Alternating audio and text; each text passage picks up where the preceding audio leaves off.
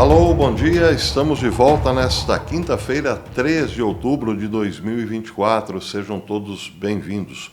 Muitas notícias quentes hoje, meus queridos amigos. Começando por uma informação dada pelo radialista Hal Turner há algumas horas. Ele disse que relatos estavam chegando de que aeronaves desconhecidas atacaram a base aérea russa de Rameymin, em Latáquia, no porto de Tartus, na Síria. A batalha durou pelo menos 55 minutos, disse Turner. Não apenas aeronaves desconhecidas atingiram um armazém na base onde um avião iraniano tinha acabado de ser descarregado, como também relatos indicavam que salvas de mísseis eram lançadas de navios e atingiram também a base russa. Eram lançadas por navios no mar Mediterrâneo. Diz Turner que, até onde ele sabe, apenas Estados Unidos e OTAN têm navios de guerra naquela área do mar, na parte do mar Mediterrâneo. As informações dão conta de que ataques aéreos foram realizados por Israel e os mísseis navais pelos Estados Unidos e pela OTAN. Bem, um ataque, então, seria considerado um ataque da OTAN e dos Estados Unidos a uma base russa na Síria. Turner, naturalmente, lembra que isso também é parte de um projeto para envolver definitivamente a Rússia na guerra. Aqui eu preciso, claro, fazer uma observação. Hal Turner é sempre pró-Rússia nas questões aí envolvendo os conflitos no Oriente Médio, mas principalmente em relação ao leste europeu. Há, sim, uma certa tendência do radialista em favor da Rússia, mas faz algum sentido. Para ele, a OTAN quer colocar a Rússia num conflito no Oriente Médio para enfraquecê-la em relação ao leste europeu ou à Ucrânia. Parece aqui, lembra muito aqui uma estratégia de xadrez. Outra notícia, essa foi publicada pela Times of Israel, vai nessa direção de Hal Turner. Parece ser a mesma informação.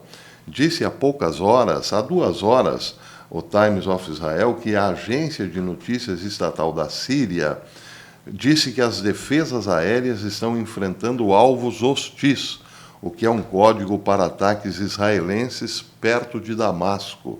Explosões teriam sido ouvidas na parte ocidental da província de Rif Dimashq, perto da fronteira com o Líbano. Não há comentários de Israel sobre o suposto ataque. Aliás, o título dessa informação é Síria reivindica defesas aéreas para enfrentar ataques israelenses perto de Damasco. Estaria, então, sendo, digamos, mais ativa essa nova frente de Israel? Esse é o ponto de interrogação. Israel estaria mirando com mais força os proxies iranianos na Síria, ou talvez até mesmo o próprio Irã dentro da Síria? Essa é a questão. Aliás, Hal Turner começa dizendo que os ataques foram perpetrados ao porto, onde há uma base aérea russa, depois que um avião iraniano descarregou. Descarregou o quê? Essa é a questão, né? Supõe-se armamentos, é claro. Bem, temos aqui também 2 outras importantes notícias no dia de hoje. Talvez a mais importante é a seguinte: o líder político do Hamas estava desaparecido, uma espécie de primeiro-ministro do Hamas na faixa de Gaza, o chefe do governo do Hamas, por assim dizer. Ele estava desaparecido há 3 meses, ninguém sabia onde ele estava. Imaginava-se que ele tinha fugido junto com Yahya Sinwar. Poderia estar, eventualmente, no Catar ou até mesmo no Irã. Bem, hoje Israel divulgou que ele, na verdade, foi eliminado num ataque israelense de bombas há 3 meses, num dos redutos do governo do Hamas em Gaza. A AFP disse que as forças de defesa de Israel confirmaram que mataram 3 terroristas do Hamas durante uma operação que ocorreu num reduto da milícia no norte da faixa de Gaza há cerca de 3 meses. Os mortos eram 3 importantes funcionários da administração levada a cabo pelo grupo armado e que se encontravam num complexo subterrâneo que foi bombardeado pelas forças de defesa de Israel sob o conselho de inteligência do Shin Bet. Os terroristas que foram confirmados como mortos são Hawi Mustafa, esse era o líder, o chefe do governo, Sameh Al-Sari, responsável pela segurança do gabinete político e no comitê executivo do Hamas, e Sami Odeh, comandante do aparelho de segurança. Sobre Mustafa, a IDF explicou que ele foi descrito, não é, como um veterano do Hamas e teve uma influência direta na forma como a organização exerceu o seu poder.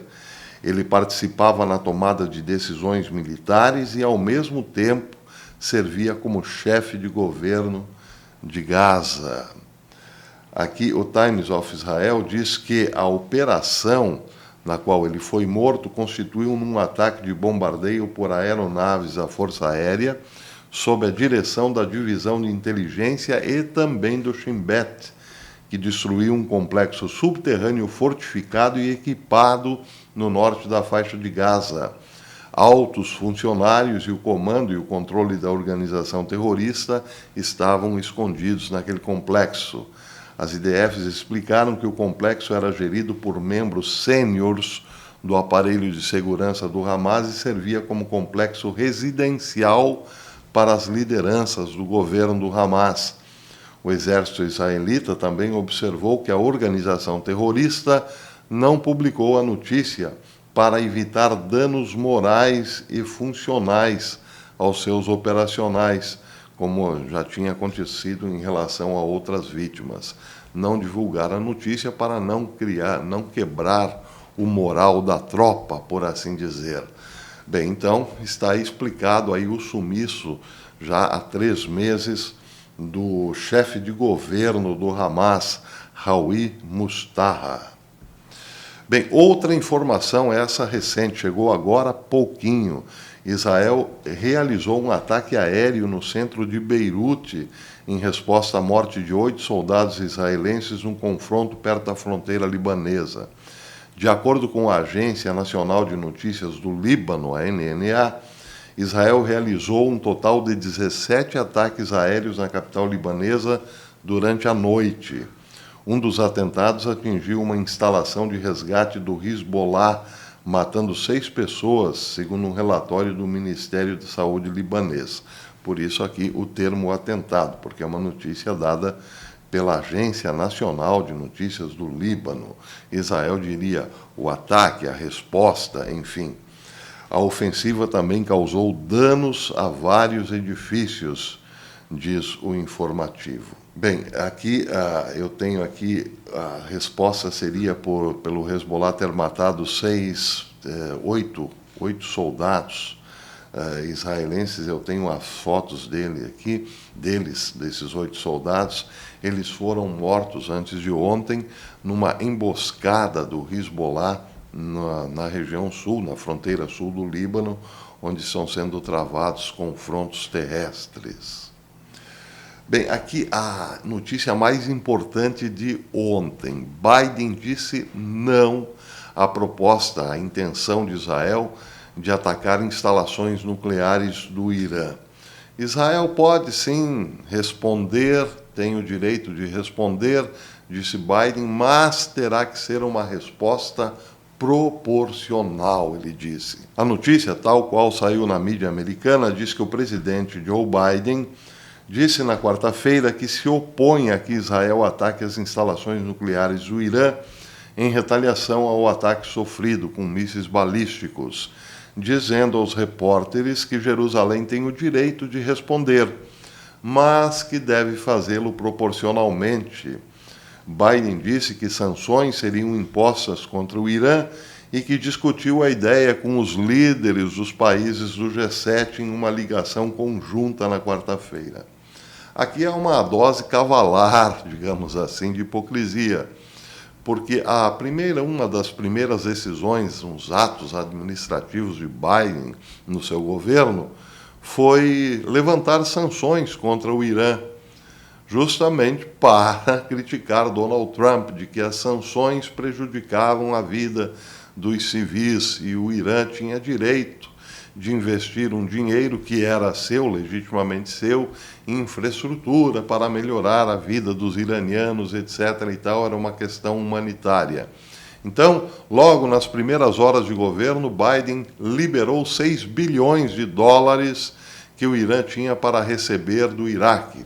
O Irã vende energia para o Iraque, esse dinheiro é retido, e aí o Irã, então, para poder receber esse dinheiro, deveria ceder a algumas pressões ou algumas exigências, algumas demandas do Ocidente, como, por exemplo, abrir definitivamente para a Agência Internacional Atômica todo o seu relatório, todas as suas atividades em termos de enriquecimento de urânio e também parar com as hostilidades, principalmente com apoios a grupos radicais como Houthis. Nada disso foi feito.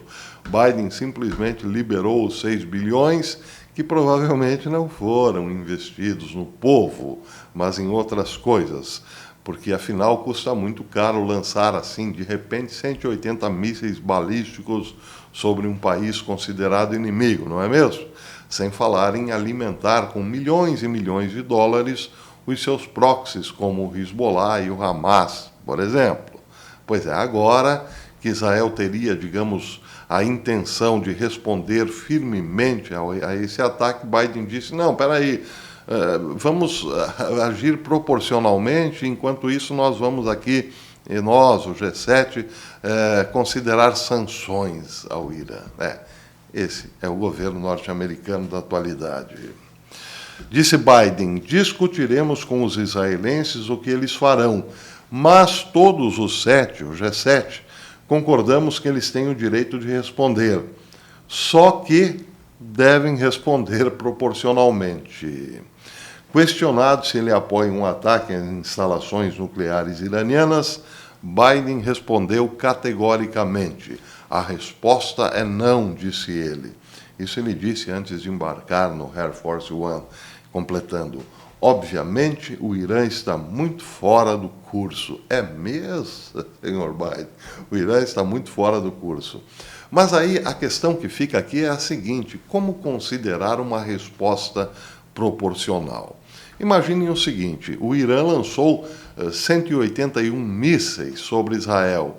Sim, houve dano em algumas estruturas israelenses. Porém, esses danos não foram em vítimas civis. Apenas, até o momento, foi relatado a morte de um palestino. Agora, imaginem o seguinte, então, se a resposta deve ser proporcional, Israel deveria lançar também 181 mísseis balísticos sobre o Irã. Suponhamos que o sistema de defesa iraniano não seja tão bom e alguns desses mísseis caiam acidentalmente em áreas povoadas por civis, em mercados ou hospitais ou escolas. Será considerado uma resposta proporcional ou Israel será novamente acusado de genocídio? A questão é que não se pode saber numa guerra o que é uma resposta proporcional. É claro que uma resposta desproporcional seria o uso de armas nucleares, ou então atacar uma infraestrutura nuclear que poderia, sim, eliminar muitos civis, ou populações inteiras até mesmo. Mas esse não é o padrão de Israel. Os ataques de Israel costumam ser cirúrgicos, embora pesados, claro, deixando sempre algum dano colateral, mas são cirúrgicos, visam as estruturas principais dos seus inimigos. Provavelmente não seria o caso, não seria diferente dessa vez, só que não seria o caso de responder com mísseis. Israel levará os seus caças, os seus jatos, para dentro do espaço aéreo iraniano e de lá atacará. Serão ataques aéreos com jatos, certamente. Não será proporcional, porque é impossível ser proporcional, mas também não terá esse efeito colateral que muita gente está dizendo pode acontecer. Provavelmente atingirá centros importantes de produção de energia nuclear, também a economia será visada, atingindo refinarias de petróleo. Só que o que realmente pode estar preocupando esses atores políticos importantes lá da Casa Branca é que vários líderes religiosos possam ser eliminados. E aí, bem, aí então começaria uma escalada de terror por toda a Europa. Muita gente também está considerando esta possibilidade. São questões sobre a mesa. De fato, é preciso sim tomar muito cuidado quando se envolve energia nuclear ou instalações nucleares. Mas eu, particularmente, acho que Israel tem informações muito precisas a esse respeito. Há dois anos e alguma coisa, eu dei notícias importantes aqui nesse canal de sabotagens dentro da usina nuclear de Natanz, no Irã. A coisa não foi muito bem explicada, mas sabe-se que o Mossad infiltrou muitos dos seus agentes dentro de instalações nucleares do Irã e também pôde recuperar ou resgatar, ou roubar, vamos dizer assim, documentos importantes do Irã com projetos ou planos para desenvolvimento de sua arma nuclear. Quer dizer, os agentes infiltrados de Israel sabem muito bem as posições importantes ou o calcanhar de Aquiles do Irã, como dizem por aí. Vamos aguardar. Bem, aqui, para terminar, duas notícias interessantes, importantes, vindas lá dos Estados Unidos, na tragédia climática, que também se abateu sobre 2 estados norte-americanos.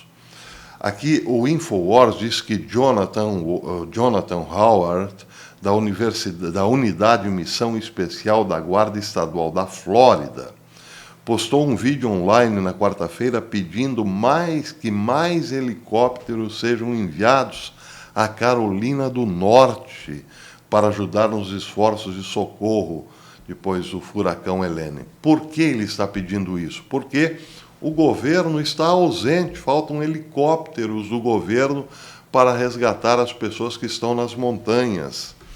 Disse Howard, eles estão literalmente permitindo que essas pessoas, o governo, estão literalmente permitindo que essas pessoas morram nas montanhas agora, porque não conseguem mandar helicópteros para cá. E aí eu fico pensando, né, como as coisas são parecidas, né? O que acontece em um país acaba acontecendo em outro de forma muito idêntica. Mas lembrando a tragédia que se abateu sobre os norte-americanos e agora a ausência do governo nos resgates, deve ser duro para os americanos imaginarem que o seu governo enviou bilhões, toneladas de dinheiro, não é? Pallets de dinheiro e armas para a Ucrânia e agora não consegue resgatar os seus, depois dessa tragédia que se abateu sobre o estado da Carolina do Norte, mas também com repercussão na Carolina do Sul. Aqui outra notícia sobre a Carolina do Norte. O deputado Chuck Edwards, republicano da Carolina do Norte, representando um distrito na parte oeste do estado atingido pelo furacão Helene, divulgou um comunicado à imprensa no domingo detalhando uma devastação na infraestrutura do estado, que atingiu principalmente a rede elétrica. Foi relatado que mais de 400 mil moradores estão sem energia na região. Ele explicou que 360 subestações de energia estão fora de operação, indicando que muitas dessas subestações foram completamente inundadas. E a Duke Energy não pode avaliar os danos até que a inundação diminua e a água seja drenada. Mas o que está pegando mesmo é o seguinte, vejam só, esse é um comentário do Zero Hedge.